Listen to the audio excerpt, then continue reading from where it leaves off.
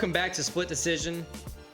Follow us this week on episode 43 as we recap Nicolau versus Perez and the entire fight card. Before we talk UFC 301 in Rio de Janeiro, we're going to draft our top 5 Brazilian things. And as always, we're going to keep it loose. From there, we're going to give you our predictions fight by fight for UFC 301. That's Pantoja versus Erceg. And then from there, we're going to continue our journey to becoming the best gamblers in the world with stakes and takes. Little spoiler, this is our second straight week where someone has a perfect stat line. Shout out, it's me. Before we get this ball rolling, like, subscribe, and head to splitdecisionpod.com.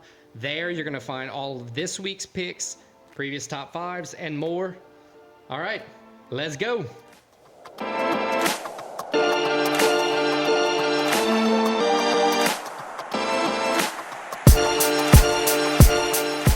UFC Vegas 91 did not have a lot of hype. Not a lot of people were excited about it.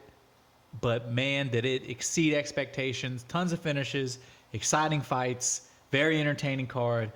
Alex, tell us how the prelims went. It was a great, like you said, a great way to ease back into the fights, fight week, fight night. We didn't ease back into them. They came with a bang. These were very entertaining fights. Lots of finishes. Lots of big performances. Yeah, we kicked off the night with Manhushada. He ended his 2-fight losing streak, handing Gabriel Benitez his second loss of 2024. That's tough to see. Yeah, 2 losses in 4 months. Not looking good for Benitez's year. After that, we saw Ivana Petrovic. She stayed patient, and she worked on Liang Na into an arm triangle in the beginning of round 3. That's important because of her staying patient. You know, she didn't panic when Liang Na was going after her, being super aggressive. She rolled through the punches. She secured the arm triangle, secured the tap out. Chris Taco Padilla saw that finish and said, "Let me put some hot sauce on it," as he forced takedowns and grabbed the rear naked chokes in the waning seconds of round 1. So he secured a quick finish. And then Ketlin Souza outlasted Marnik Mann to outwin by decision, flipping control and honestly just being the fresher fighter. She held her pace throughout the way to earn herself the victory. She kind of, in my opinion, inspired the heavyweights because those guys didn't want to quit. Dontel Mays, Cal Machado. Mays took home the decision score in a knockdown early in the first. And then more activity in the third, showing that he was the fresher fighter. But in that one, neither fighter quit. Both fighters were swinging for the fences. They kind of gave their own BMF moment there. They, stood there just trying to knock each other out. It was good. From there, you had Ronnie Yaya. He had his unorthodox, forcing his takedown approach. It, unfortunately for him, didn't work. Ended with him being gassed in the third. And Victor Henry dominated that, took advantage of that showing, stopped the takedowns, knocked him out, or third round TKO to seal off the prelims and, to lead us right into the main card. It was an impressive prelims. You had a few decisions, a couple submissions, a KO. It was the great mix of how you want to start the fights. And it set up for a great main card where out of 6 fights, we had 4 KO finishes. Or TKO. Yeah. And let's start with the main event, and it was Perez versus Nicolau. Perez showed he's still a top contender in the division after 3 straight losses to 3 of the best guys in the division. He comes out on short notice, gets a second-round KO of Nicolau. Very impressive. You're right. It was a very impressive finish. And it was kind of a one-punch. Like, obviously, it was in the second round, so it wasn't like one punch in the whole fight, but it was a one-punch finisher. Yeah, it was. And just dropped him. I would say it was Perez's best performance of his career. I'd say, and pretty much everybody else would say, he won 10-9 on the first round. It was a good performance. He was kind of walking Nicolau down, didn't give him a bunch of space. Honestly, you said he's back. He said he never left. That's what he quoted. He was on a 3-fight losing streak. But it was the 3 of the best guys. It was. You had current champ, Pantoja, and then Figueiredo, former champ. Right. It's nothing you want. It's with like injuries we talked about in between. He had 9 canceled fights in between his last 2. I mean, that's a tough thing to have to deal with. I think. And it's a good way he came in on short notice. He was expecting to fight in June. Yeah. Took this fight a little earlier to And, that's what you got to do when you're on a losing streak and you're trying to turn things around, switch things up. That's what he did. And, man, he really stole the show, I think. I agree. Who do you think is next for that fight for Alex? Who's a good next fight for Alex Perez? So I don't think he is going to get the winner of the title fight this weekend. No, I don't. I agree. I don't. But where he's at in the division and the guys he's beaten and the guys he's lost to, I think, maybe like a Brandon Moreno, throw him in there, title eliminator. I think he's 1 or 2 wins away from a title shot. Still. So I agree Brandon Moreno could be a good option, not except. The only issue may be Brandon Moreno may be taking a little bit of time off. They could sway him in with a good opponent like Alex Perez. I think maybe a Brandon Royval, similar style to who Brandon Moreno, just active right now. He just lost to Pantoja, so he's obviously not going to be getting a title shot, again, since seeing as he lost to Pantoja twice now. Or maybe a Tim Elliott. Tim Elliott's 9th.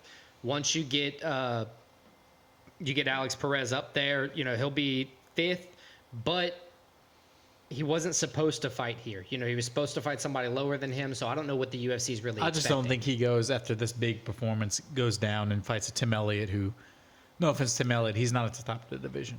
You're right. No, he's not. He was in less standing than Nicolau and probably still is. Yeah, he's currently ranked 9, which is under where Perez was ranked previous. But I think Royval would be the right fight to make. Kai Kara France, Manel Kopp, he just pulled out for injury. He was supposed to fight in this card. He was supposed to fight on this card. Supposed to fight Nicolau. But Perez has already fought him, so it's not going to. They're not going to do that again. Well, in this division, they fight each other all the time. That's true. One fight doesn't mean anything. So who's your favorite? I would like to see Moreno, honestly. Moreno? Let's write it down.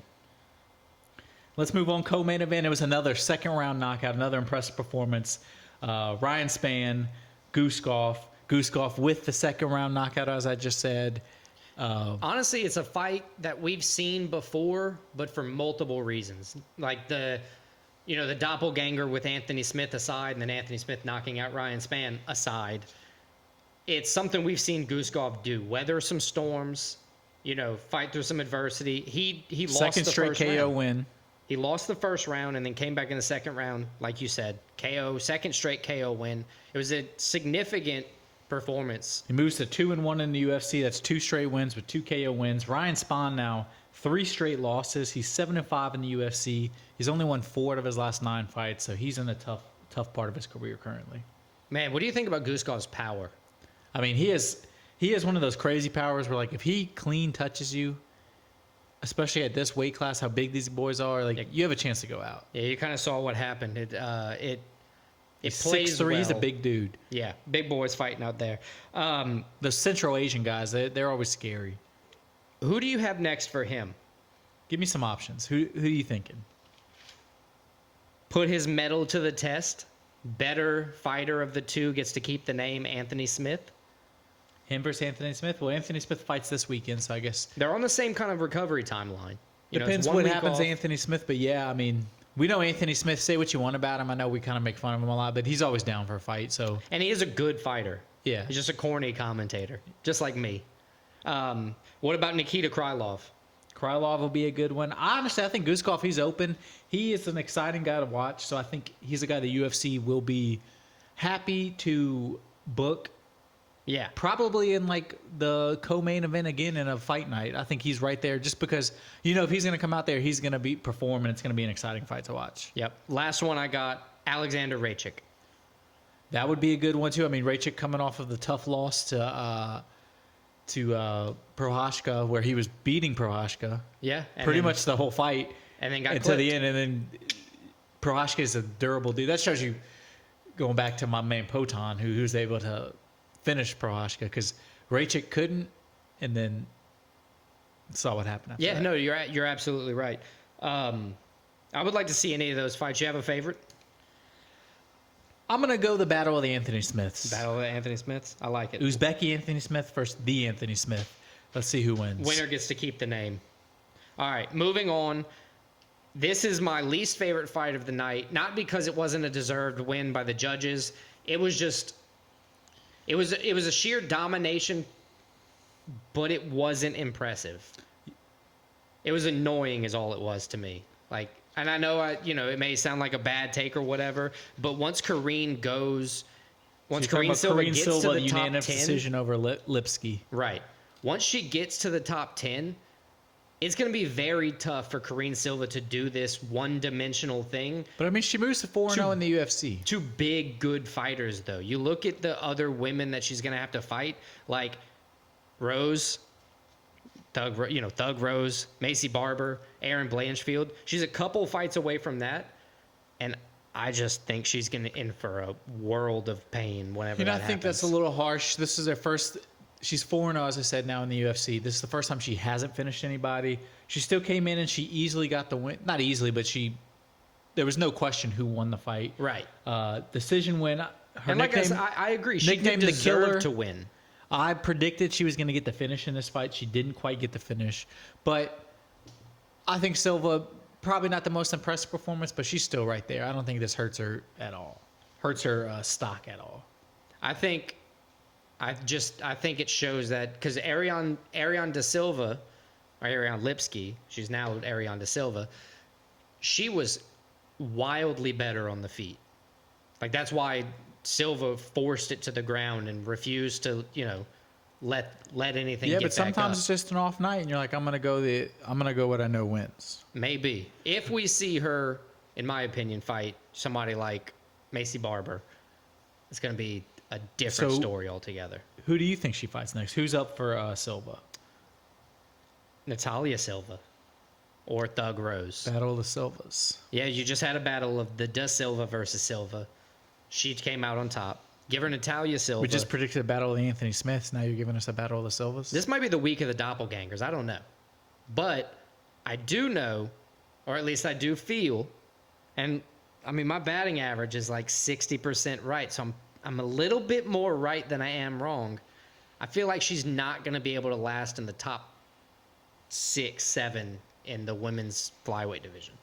Well, I guess we'll see. That's my big take. But 4-0 UFC, deserved win for her. All right. Let's move on. Next fight. It was the third second round KO finish we're going to talk about.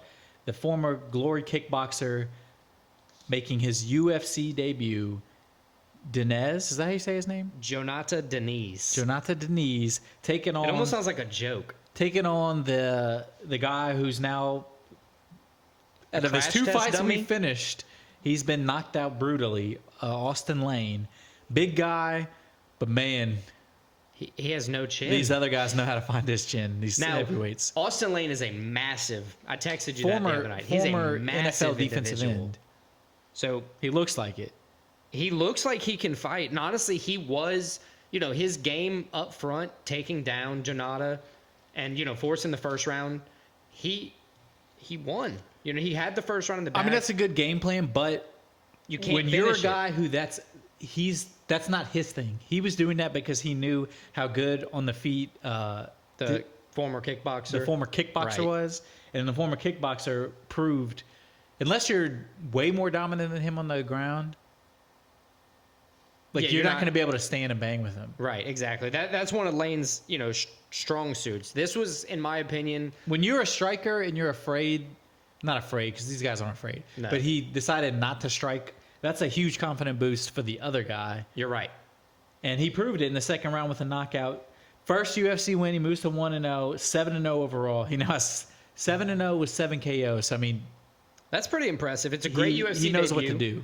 Who do you think he should fight next? This one's, it's a UFC debut, so there's not really a ranking that you can throw out there. This is more of an obscure heavyweight fighter. I think at this point it's just any heavyweight. I have 2 just fun ones because I know they're notable names and also boys that are just down to bang. Junior Tafa, the younger Tafa brother. Yeah, give him one of the Tafas. When in doubt, give him one of the Tafas. Or Muhammad Usman. I like that one too. I thought you were going to say, or Justin Tafa. That would also, Tafa, another, at some point we need to see the Tafa brothers fight. I don't think that's going to happen. That would be a crazy fight. I think what happens is one of them fights a guy, then the other one fights the same guy. That they both, I mean, that's a cool legacy to have, like, brothers just knocking the same dude out Same two people. Or like if one loses, the other one avenges his loss. Yeah. But then if you both lose, then like.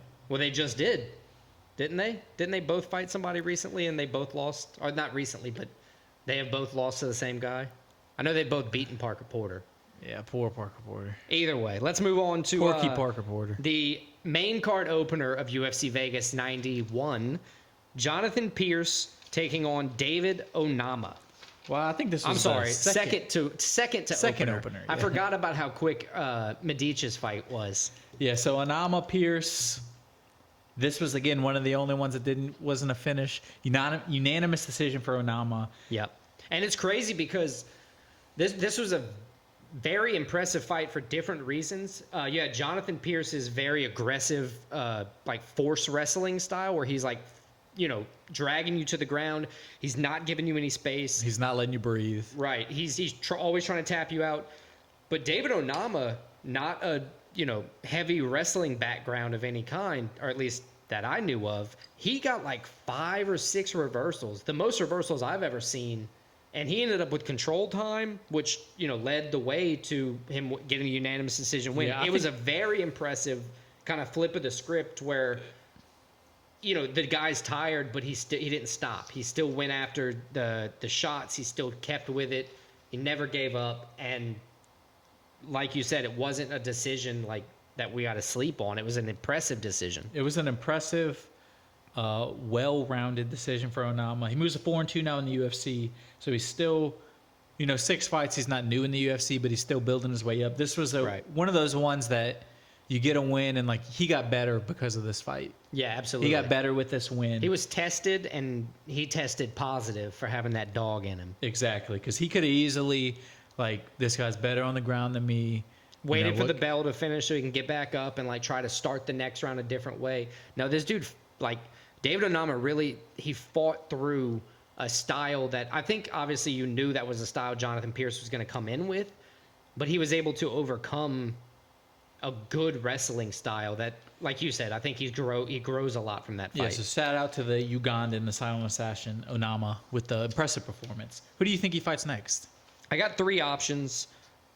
2 guys coming off of a loss, 1 guy coming off of a surprise win.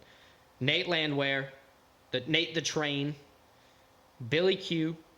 Both those guys coming off a loss. Or I'm sorry, Nate Landwehr's coming off a win just now. Yeah, he had the nice surprising win at Atlantic the end of the City. round. Yeah. Billy Q's coming off a loss, and then Damon the Leech Jackson's also coming off of a win as well.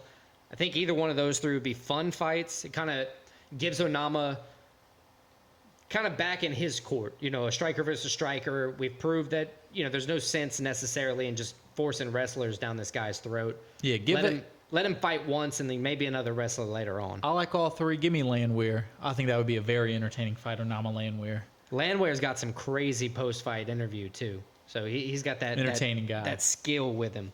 All right, now we got the main card opener. The main card opener. And this was the quickest of the main card quickest of all the fights. First round KO. 2 minutes and 9 seconds. The doctor broke his Hippocratic oath. Oof. And ended Tim Means with a first round knockout. So Medic, this was one of the most entertaining. We said it's the quickest. One of the most entertaining performances of the whole card. Yeah, it was a great 2 minutes and 9 seconds. It was an impressive performance. It was a very clean uppercut. And it was it was solid ground and pound. It's not like when Jalen Turner pretty much knocked out Renato Moicano a few weeks ago and then tried to get a walk-off. Medic is paying attention. He sees that he's got him rocked. He hits him hard, and he follows it up until the ref stops the fight. It was very important. Great performance, good rebound for Medic after the loss in November. He moves to 4-2 in the UFC now. 9-2 is a complete record. Still has never been to the scorecard. Yeah, he's a dog. He's finishing all his fights, or he's getting finished. And out of his 4 UFC, that's his 4th UFC win. All 4 of them knockouts. Yep. I like 2 good options for him: Brian Battle, Muslim Salikov. Difference of opponent. You got both guys who are strikers, both that offer present different. I would say Brian Battle, but it seems like Brian Battle and who did he fight last time? They have some unfinished business after the way that fight ended, and they started yelling at each other. Lusa. Yeah, the Swiss. Yeah. They were pretty much about to fight after the fight. Yeah, after they the were fight saying got they had called off. some pretty. I think Lusa told Brian Battle he was going to kill him. So let's wait for them to fight. Salikov, book it. Medic Salikov. Muslim Salikov, book it. I like it. All right, that'll wrap up UFC Vegas 91. We got a lot right, a few wrong. Later.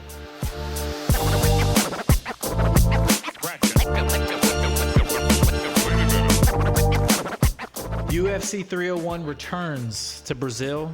In honor of that, our top 5 this week is top 5 Brazilian things. Alex, I think I have the first pick. Is that correct? You do, sir. I had the first pick in last week's draft. So let's stop the bullshit and let's just get down to it. The nitty gritty? Let's get down to the nitty gritty. My number 1 pick in top 5 Brazilian things, I mean, I got to go with it. We're a UFC podcast. It's going to be the MMA/UFC stars of Brazil. Some of the biggest stars, best fighters of all time have come from Brazil. Besides America, it's probably the country that has the second most UFC fighters all time and currently, I would assume. Okay. I mean, we got Alex Pereira, current double champ. We got Charles Oliveira, former champ. Amanda Nunes, woman GOAT. Anderson Silva, possible total UFC GOAT. Jose Aldo, countless other guys. I mean, when you think Brazil, There's if a you're a bunch of UFC good- fan, like Brazil's one of the countries you think of as the UFC. That is a good pick. General, how do you want to like word that in a couple words? MMA stars. MMA stars? Brazilian MMA stars. Right, Brazil, yeah, of course. So that's my first pick. I think it's very fitting with UFC returning to Vegas. Our podcast is MMA related. Yeah, So Brazilian stars, MMA stars, I like it. my number 1 pick. What's your number 1 pick, Alex? That's a very good pick. I'm going with something also related to our podcast. I think I know what you're going with. Brazilian Jiu-Jitsu. I had that on my list. While it originated in Japan, Carlos Gracie, BJJ JJ. JJ, but the BJJ. sport originated in Japan. Carlos Gracie learned and helped spread Gracie and Brazilian Jiu-Jitsu Did you ever hear what it is the today. origins, what they used to do when they were starting out? They would What? go in, the Gracies in Brazil would just go into like the other martial arts gyms And they would just and compete. just beat the shit Yeah. out of the Everybody. the senseis. Right. That's how They they, would just got people walk to in do and it. clean house to yeah. Yeah, it's like, what and they were the like, fuck? this is why you need to learn this, because with such little movement, such little like Y'all are way bigger than me, and I'm choking you out. exactly, I'm completely dominating killing you. Right. So yeah, Brazilian Jiu-Jitsu, it's it's what most fighters in the UFC specialize in, is like a not striking. I don't know if they specialize in it. They utilize it, I but should say. yes, they all train in it, and Right. they all you You have to have strive you to have be to a have a good basic jiu-jitsu. understanding of BJJ Right. to be in the UFC pretty much. So So that's yeah. not a bad pick. I like it. Brazilian Jiu-Jitsu, my number 1. Going straight into number 2, I gotta go with the Amazon rainforest. Oh, that's a good pick. I had it on my list. So the reason I'm going with the Amazon rainforest, specifically to Brazil, is about 60% of it is in Brazil. But most importantly, the Amazon rainforest absorbs like 25% of the CO2 on Earth. They call it a carbon sink. I'll see a lib. Well, it helps us be able to be the industrial type of civilization we are, because there's so much greenery in one spot. It does a bunch of work for us. Okay, Joseph Biden. It also harbors 40,000 plant species, 1,300 bird species, over 3,000 fish, They still have uncontacted tribes. in indigenous tribes with millions of people still. that. I don't know about millions, but No, they estimate like 2 million people. oh wow. Yeah, it's crazy, which is That is millions. crazy. That's plural. But yeah, the Amazon rainforest, both of, that's kind of embodies a good chunk of Brazil and a few other countries. But Brazil, there you go. It's not a bad pick. I like that pick. I mean, everybody knows the Amazon rainforest. Yeah, you definitely heard of it. So popular, the biggest company in the world almost is named after it. What's that company? Amazon. Oh, dang. Yeah, You're right. I know. That is it. So not a bad pick. So my second pick now. Yes, sir. This is going to be my guest pick from my beautiful girlfriend Clara. So when your guest pick gives you like all picks you already have, do you just get to kind of figure out your own guest pick? Not just take into account what she's given me. And I Damn, attribute dude, it to her. I'm giving you opportunities to dig a hole, and you're just not taking it. All right. But she came out with a great pick. This is something that she came out with a great pick. Oh, this is something that when you think of Brazil, you think of this monument, this landmark. It stands over the entire city of Rio. This is Christ the Redeemer statue. That is a good option, and it is on my list. It encompasses Brazil. It encompasses not only, like, you think of Rio when you think of it. Brazil's a very Christian Catholic country, and this symbolizes that. Right. It's one of the coolest, regardless of what you think of it. It's one of the coolest monuments on top of a mountain, a giant Christ. It's definitely one of the most famous landmarks of all time. And you know, interesting thing, it was only built in like the 50s or the 60s. Yeah, the design, I have that written down. The design was started in 1922. Yeah. And like construction went into, it was designed by like a French-Polish dude. Mm-hmm. And then like the Brazilian engineers teamed up with a bunch of people to put it together. Pretty cool stuff. That is a very good pick. I appreciate, it's in a bunch of movies, like Fast and Furious. So like those things being iconic landmarks, you see it and you're like, oh, they're in Brazil. Exactly. You're like, it you know exactly what it is, where they're at. It immediately puts you in the location. It's kind of like seeing the Statue of Liberty. You know you're in New York. Exactly. It's the same kind of thing. So shout out Claire for that pick. Shout out Claire. Good job, Claire. My next pick, the third pick, Brazilian soccer, Brazilian football, just the whole thing. They have some of the biggest stars of all time, Neymar, Pele. They're the most successful team in the World Cup. I think 5 World Cup victories. Their iconic yellow shirts. They are the pinnacle of international soccer is Brazil. Everybody wants to be Brazil. Everybody's inspired by Brazil. They have the flair. They're exciting to watch. I mean, Brazilian soccer. That's one of the things you think of, in my opinion, when you think of Brazil. Yeah, dude, I literally have pretty much everything you just wrote down. Or you not wrote down. I have it written down, what you just said. 5-time FIFA World Cup winner. I did also, I don't know if this is true. You can correct me because I know you're a big football fan. They're the only team to have ever appeared in every World Cup. That is correct. Is that still standing? I believe so. That's pretty cool. They hosted the 2014 FIFA World Cup. They did. They got slaughtered by Germany. I found 8-1. Yeah, pretty brutal. They have a bunch of memes of the fans crying in the stadium. Oh, they're a great because like a once in a lifetime thing to host the World Cup. Even for Brazil. Yeah. Oh, and damn. I figured for Brazil, like, the notoriety. I think the one before that they hosted was like in the 50s. Oh, so like a once in like a person's lifetime, yes. Experience that event. I got what you're saying. Yeah, that's very, very cool. But yeah, Brazilian soccer, it's probably the thing. Their 2 sports are like soccer than MMA. Yeah. So Brazilian soccer, my third pick. That's a great pick. I can't complain with that at all. I'm gonna go with, for my third pick, the Brazilian Carnival. Oh, I had that on my pick. So we're from Louisiana. It's literally Mardi Gras for us. It is. It's one of the most popular ones is held in Rio. It's held the Friday before Ash Wednesday, and it kicks off the Lent season. It goes back to what I said. They're a Christian Catholic country. Like, right. That's one of their things. Yeah, and it like literally Mardi Gras translated is Fat Tuesday. We just do it the day before Ash Wednesday. They do it the Friday before. They have big festival, parades, carnivals throughout the city.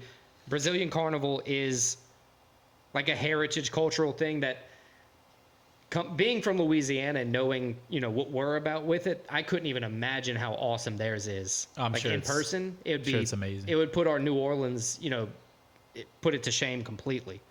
So Brazilian Carnival is what I'm going with. Not a bad one. So that's your third pick. What's your fourth? All right, fourth pick. This is where things get kind of different.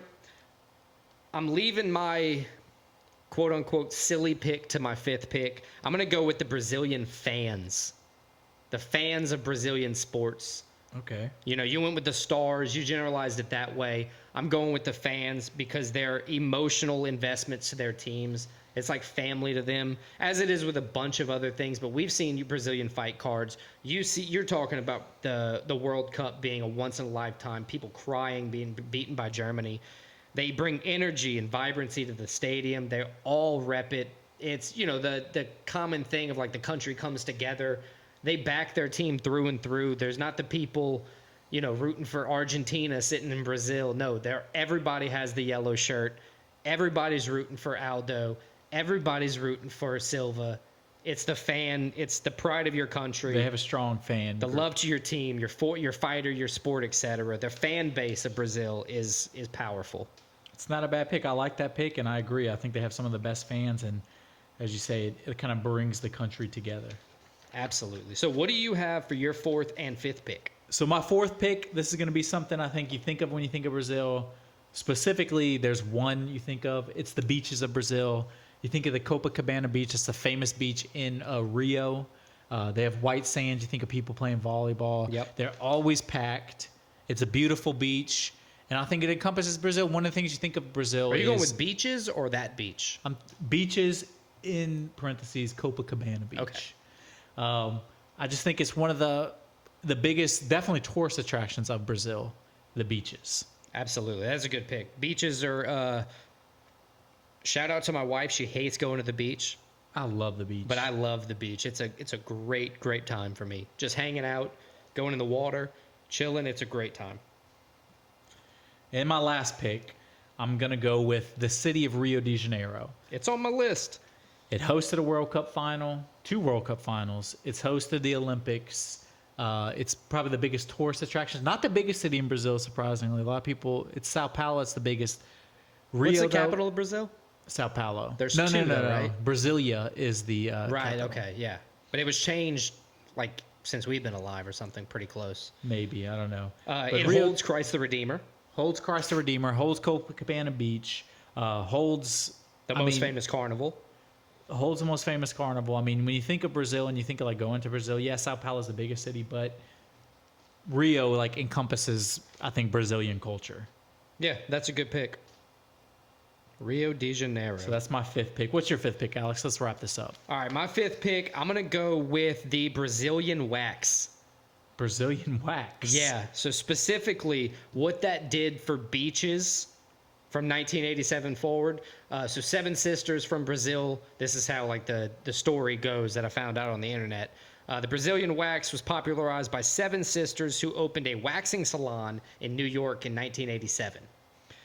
They have popularized the Brazilian wax to look smooth on the beach. So I can only imagine how beaches were previous to 1987. Rocky in so many senses. BW? Yeah. So I got to go with the Brazilian wax. It's kind of silly, but I don't think I could be alive in that era where, like, trying to, get the sand out of everywhere always. But the Brazilian wax I'm going with for my 5th pick. Interesting pick. Not a bad one. I'm not criticizing it. Just an interesting pick. It definitely has its value in Brazilian society, if they are the ones who, in fact, created it, which the internet sounds like they are. So let's recap our top 5s, Alex. My top 5, number 1, the MMA stars of Brazil. Number 2, Christ the Redeemer statue. Number 3, Brazilian soccer. Number 4, the beaches, specifically Copacabana Beach. And number 5, the city of Rio de Janeiro. That's a great top 5. My number 1 is Brazilian Jiu-Jitsu. My number 2 is the Amazon rainforest. Number 3, the Brazilian carnival. Number 4, Brazilian fan base. And number 5, the Brazilian wax. I can't wait for you to see this graphic.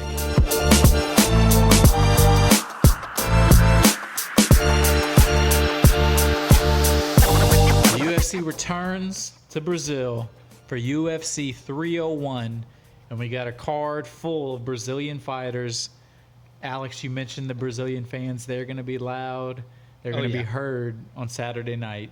They will. They will make their presence known multiple times. I think the thing they chant in Portuguese, it's the rough translation to the fighters fighting the Brazilians when they're walking out is "You will die."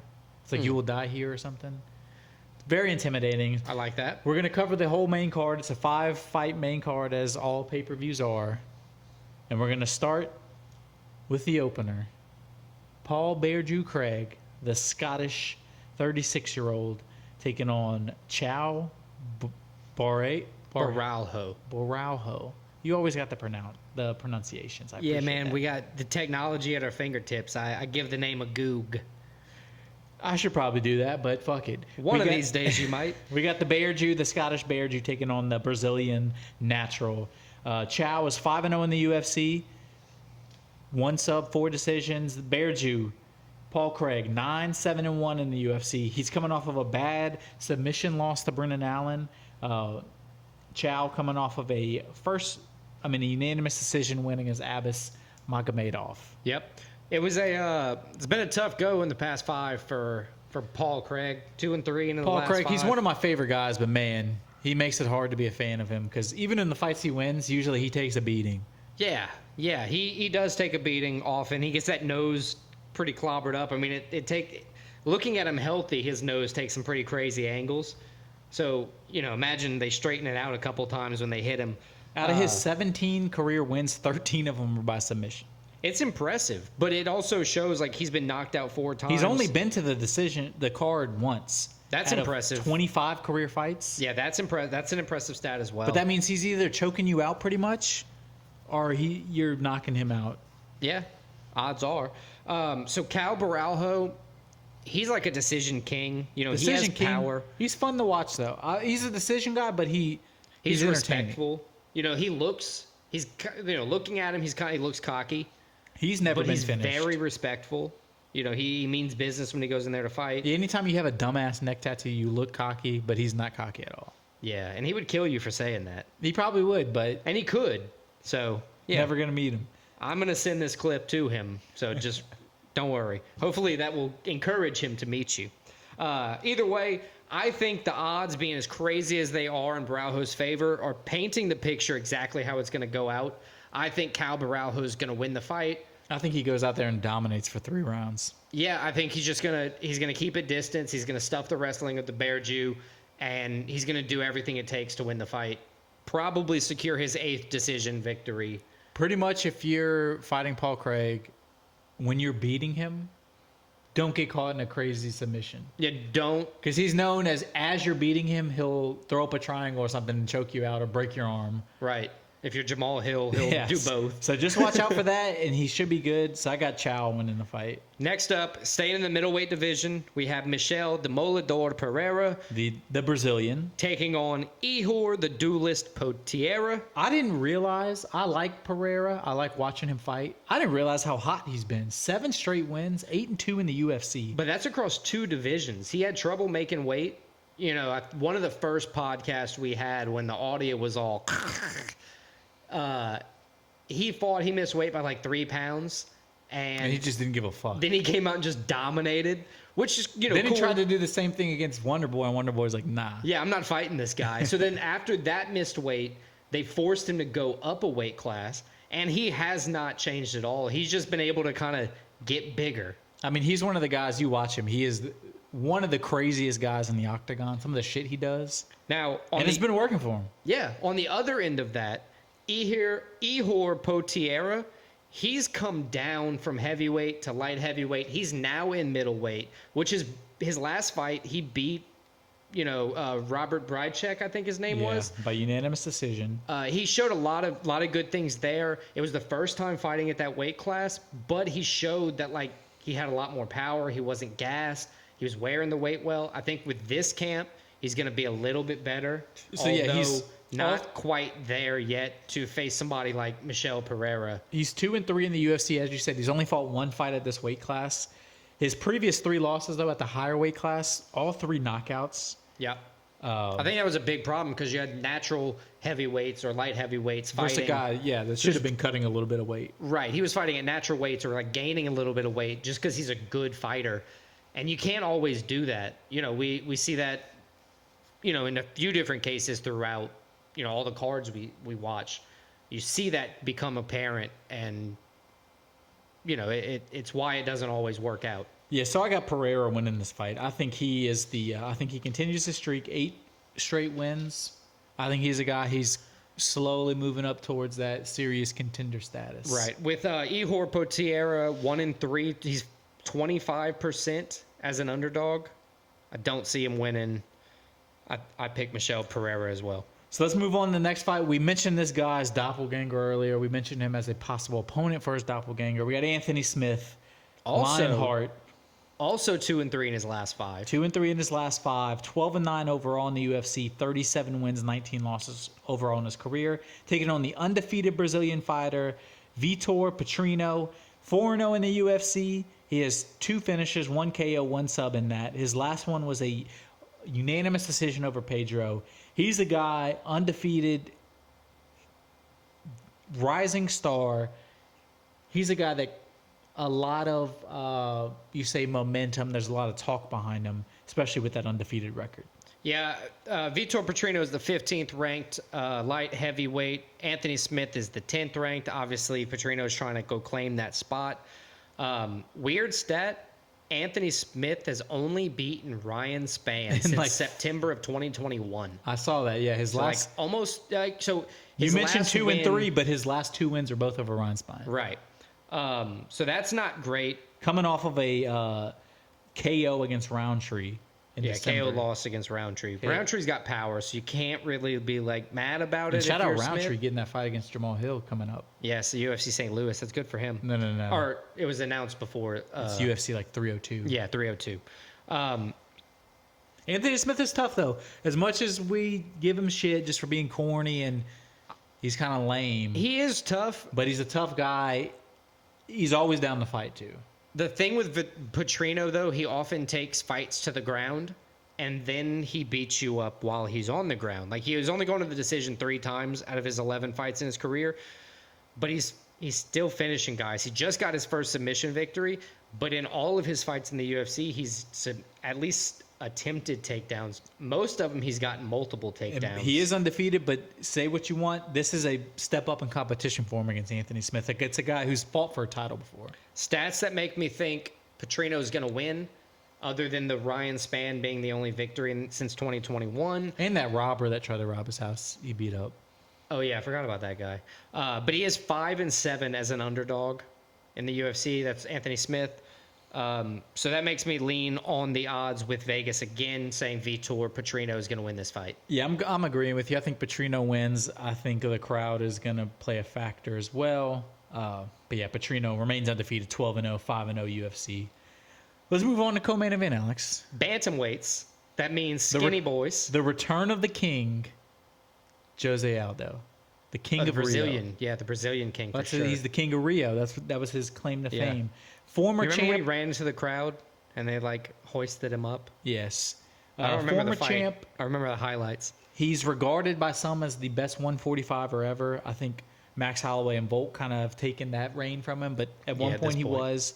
But he's taken on Jonathan Martinez, a guy who's 19 wins, 4 losses, 10-3 in the UFC with 4 of those by KO.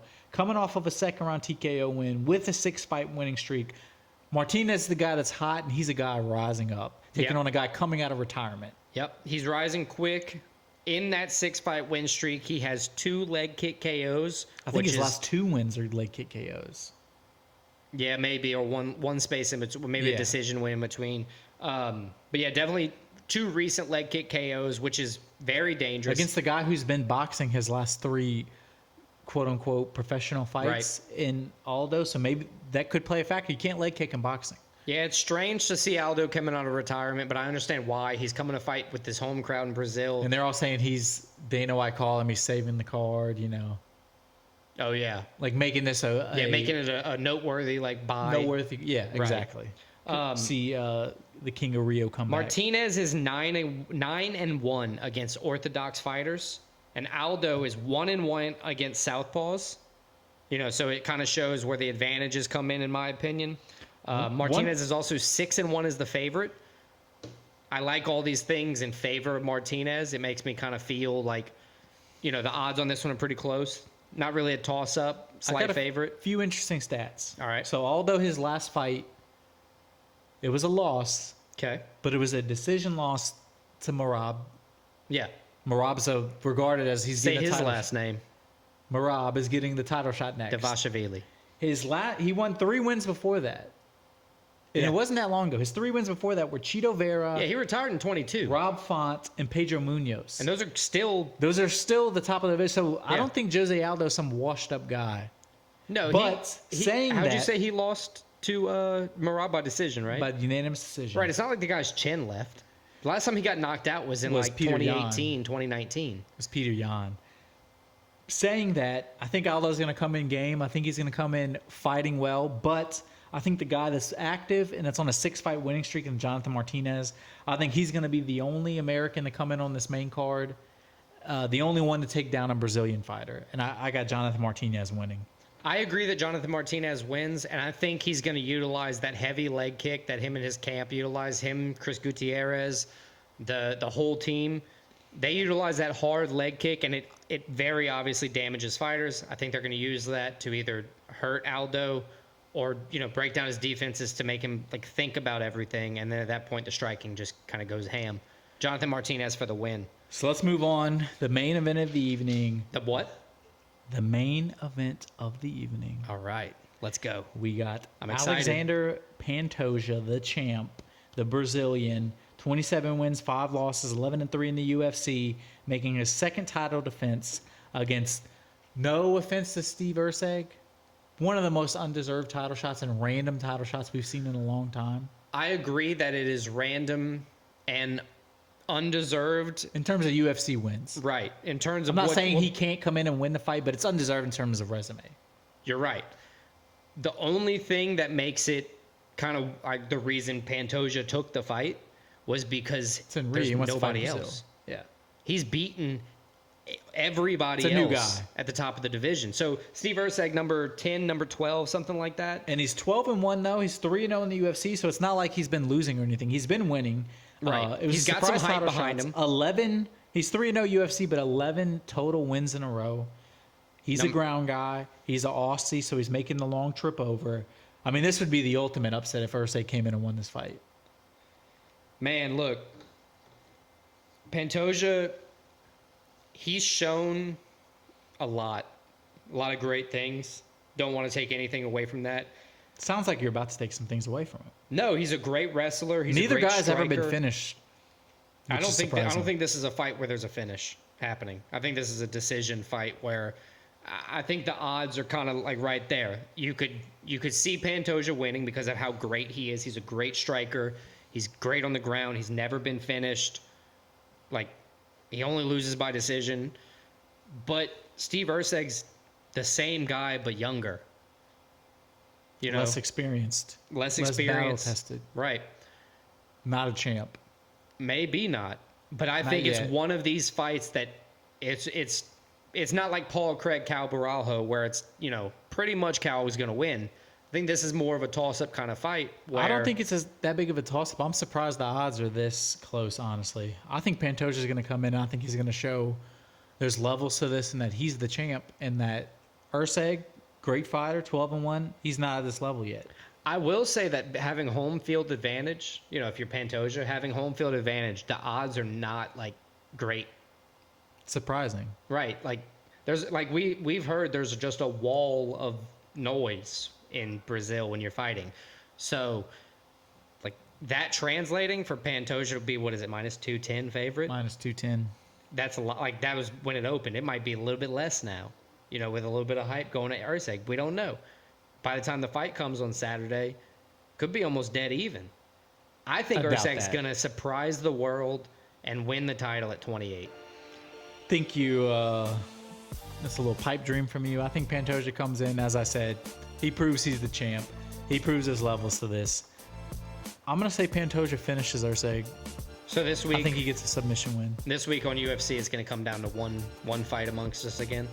I think so. I'm taking Erceg. The champ. You're taking Pantoja. All right. See how it turns out. Let's go.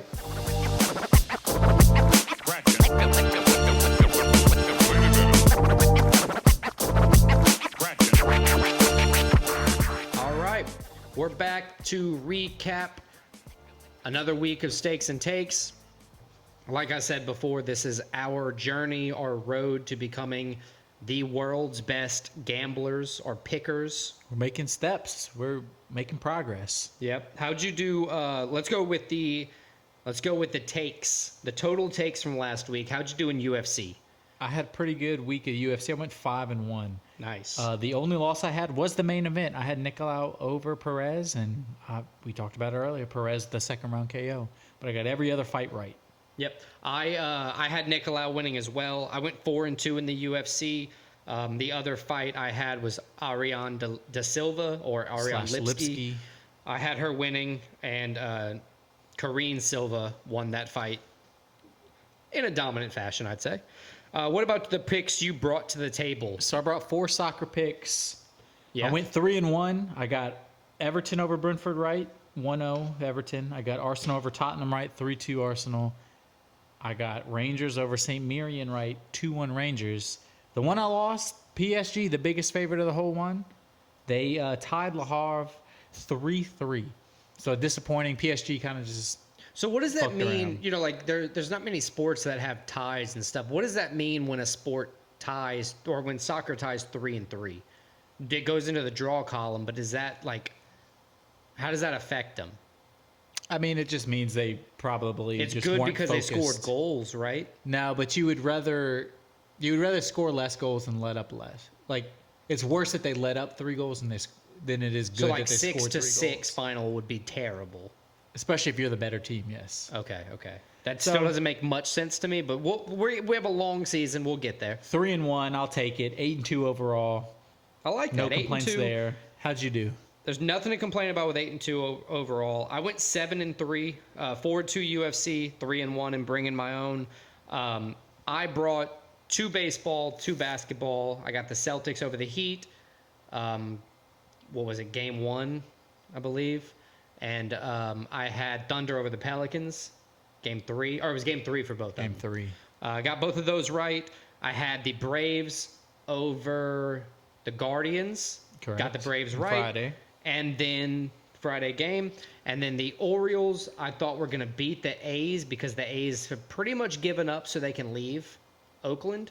But they ended up beating. You don't have very good luck betting Oriole games. I don't know why I always think they're going to win because they're not. Well, last time you bet for them and they won.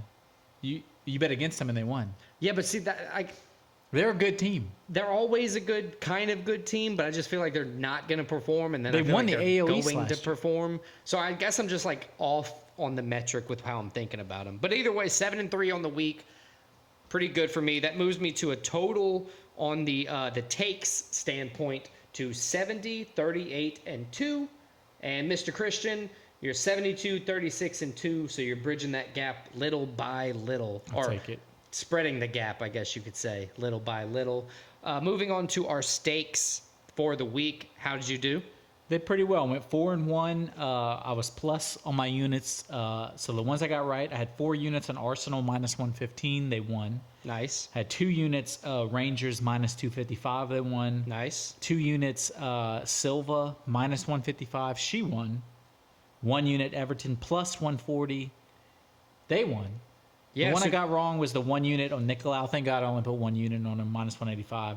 So that left me almost plus 6 for the week. Yeah, that brings you to plus 9.15 total. So I think unit wise, it was one of my best, if not my best week. Yeah, I think last week your 5-0 week might have been like 6+ units. Yeah. I think that's what it was because I know you did like 4 units on Arsenal or something like that. It was pretty crazy. But yeah, good run. I mean, over the last 2 weeks, you're 9-1 in stakes. You've been on like a rocket ship fire. 7-0 last week's pick your own picks.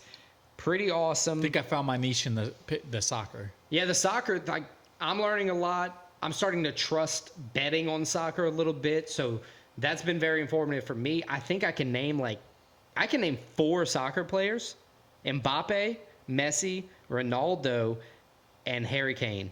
There you go. The 4 most popular soccer players in the world. Yeah, but look, pretty soon, I implore you, I think you're going to get me to 5 or 6. But I actually went 5-0 on stakes this week. I had a perfect week. I got the Medic money line, early first-round knockout, Onama money line, Guskov money line. They all, I don't want to say dominantly handled their opponents, but they did what they had to do. Then I had the Thunder beating the Pels and the Braves beating the Guardians. Cashed out all 5. Went plus 9.57 units this week. Biggest week of the season. Pretty good. Biggest week in my personal recorded 11-week history on it. But that brings me to 14.81 up units on the season, 31-17-2 for me, and 33-17 for you. So we're pretty close on all that. I got a couple cancels out there that I didn't get to do anything about, but I'm pretty excited. What are you bringing to the table this week? So we're gonna go with picks first, right? Yeah, let's go with picks first. We're we're picking the whole main card. So that's 5, and then we got 5 pick your own picks. Exactly. So I have 5 soccer. I'm sticking with soccer. I'm sticking with Brought Me to the Dance. All of them are on Saturday. Nice. First one we're going to go to is the English Premier League. We got Arsenal taking on Bournemouth. Arsenal beat them 4-0 earlier in the year. Arsenal riding high. They're fighting for the title right now. I got Arsenal winning that one. I have to say, Arsenal's like in the amount of times you've bet on them, kind of put them into my scope, having to like. They've been playing pretty well. They've scored a bunch of goals for. They haven't let up a bunch against. At least, like I said, in the limited scope, I paid attention. But they've been playing pretty lights out. They have been. I hope they lose this week. Yeah, fuck you. The next game we're going to go to is in Spain, so La Liga. We got Real Madrid, also first place in La Liga. They're taking on the 18th place Cadiz. Yeah, you played. I've seen a match with you against or with them this season. Real beat them in November of this season 3-0. That was on the road. I think Real at home in Madrid in the Santiago Bernabeu. They get the win. Say that 4 times fast. So I got Real in that one. Then we're going to go to Germany, the Bundesliga. 5th place, Borussia Dortmund, taking on 8th place, Augsburg. They tied earlier in the season. That was at Augsburg. This one's in Dortmund, one of the toughest places to play in Europe. Why is that? They just have a great crowd. Oh, it's kind of like the Brazilian fans from earlier? Great crowd. Nice. They have one section that just stands up the whole game. It's a thing. I got Dortmund winning this one. They're still fighting for a Champions League spot, so they got a lot to play for. Then we're going to go to France. Man, I hate to interrupt, but that's one thing I never pay attention to. What they have to play for, the position in the season. Like Yes. NHL a couple weeks ago, completely goofed that it was the last game of the regular season. And They clinched everything. They had no reason to even start anybody. All right, continue. So then we go to France. We have the surprising team in France this year is Brest. They're 3rd place. They're fighting for a champion. Ooh la la. Ooh la la indeed. 3rd place in Liga 1. They're taking on Nantes, who's 14th place. They don't really have too much to play for. Brest still trying to get that Champions League spot. Brest won early in the season on the road 2-0 against Nantes. I think Brest gets the win here again. I got to lean with you there, man. I think Brest do get the dub, generally speaking. Yeah, I see what you're trying to do. Then we're going to go back to England, but not to the Premier League. We're going to go to the Championship, which is the second tier, second league under. So you get relegated to the Championship. It's confusing. I remember the Ted Lasso joke. But we got the team that has already clinched the Championship, Leicester City. They've already clinched the Championship in the Championship. Okay. And they're taking on 19th place Blackburn Rovers. So even though they have nothing to play for, do they stand to like care? Last game of the season, they're going to care. They're going back to the Premier League after one season out of it. They won 4-1 earlier in the season. I forgot about relegation. Leicester's in promotion now. They're getting promoted back to the Premier League. Leicester, I picked them winning against Blackburn Rovers again. I think it's going to be like a celebration. Have the title there. That's nice. It's going to be a nice atmosphere. I got Leicester winning. So those are my 5 picks. I like the picks. I like the takes on the week.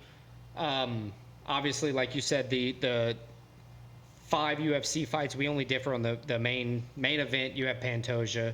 I have Erceg. Everything else is... You want to just run through them real quick? You have Jonathan Martinez. Yeah, I got Pantoja, Martinez, Petrino, Pereira, and... Borralho. Perfect. So that's all 10 of Christian's picks for the week. Follow those if you like them. That would be... he's doing pretty well right now, I have to say. My 5 that I'm bringing to the table before I recap my UFC.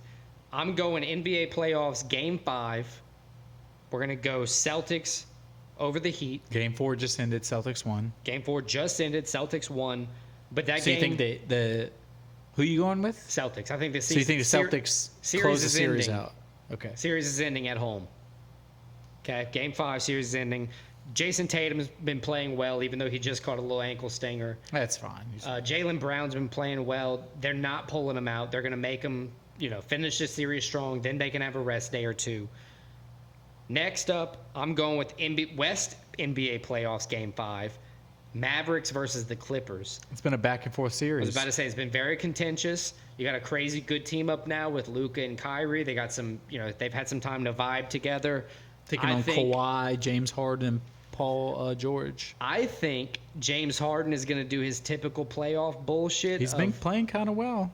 Right? I think he's going to do the thing where they need him to do different. He's not going to be able to do it. I think the Mavericks win Game 5 of the NBA West playoffs. And then I've got something I never done before.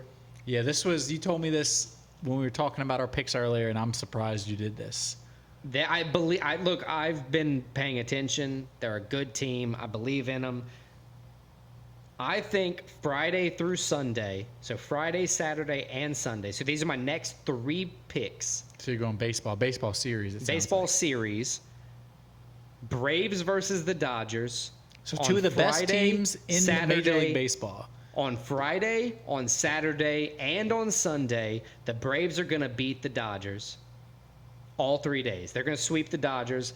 Reasons being, last year, Braves went 4-2 against the Dodgers in total games. They didn't sweep them once. They went 3-1 in the last series. It was a 4-game series. So they didn't sweep them. They didn't sweep them once, but I believe in them.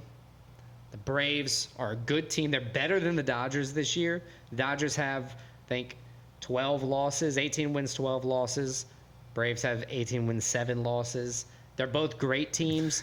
Braves have the number 1 batting average in the MLB right now. They have the number 1 on-base percentage. They're hitting good. They're pitching well. They're scoring runs, getting the bat on the ball. I think the Braves are going to sweep the Dodgers Friday, Saturday, Sunday. Very bold. Very bold.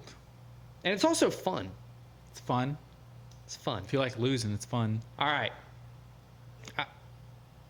Yeah, I could lose. I definitely think that's a distinct possibility this week. I'm taking the underdog on the title shot and a sweep on the Braves.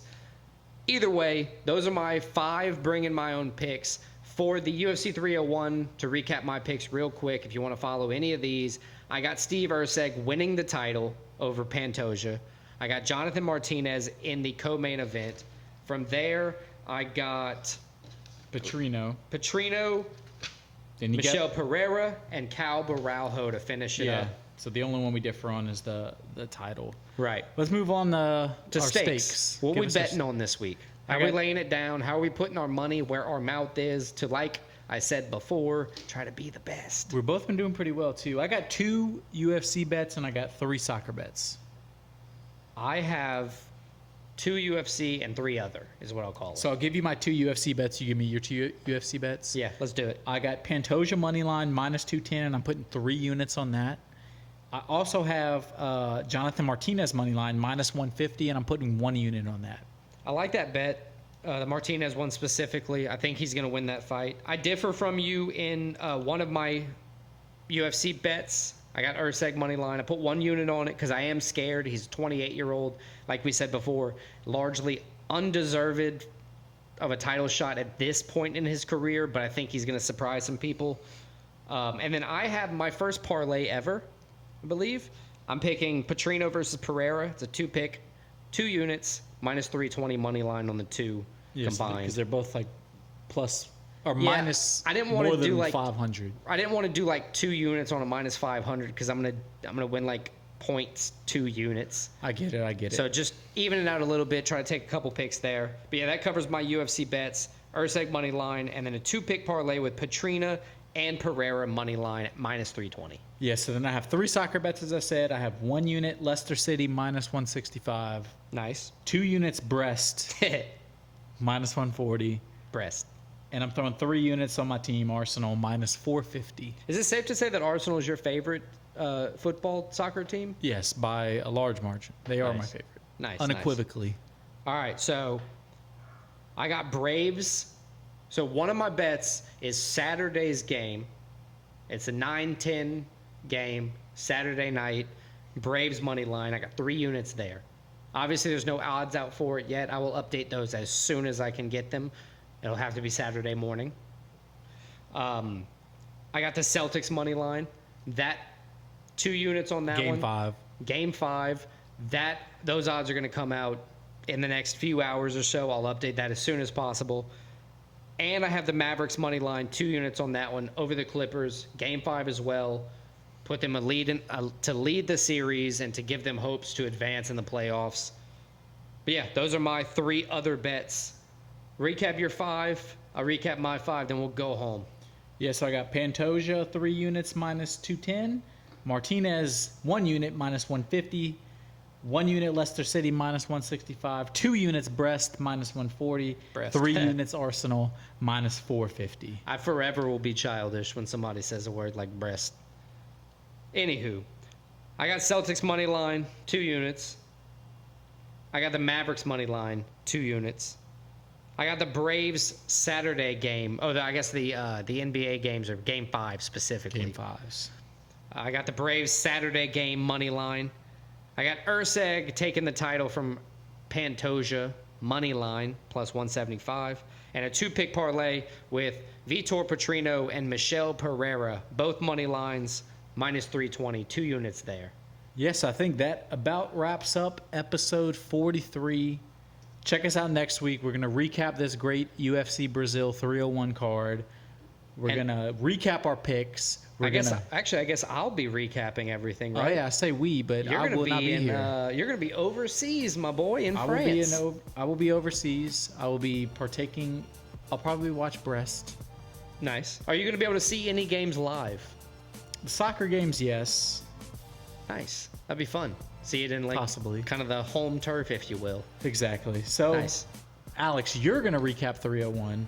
Might have a surprise guest, might not. I don't know. We'll see. You're going to look ahead to UFC St. Louis versus Massimino.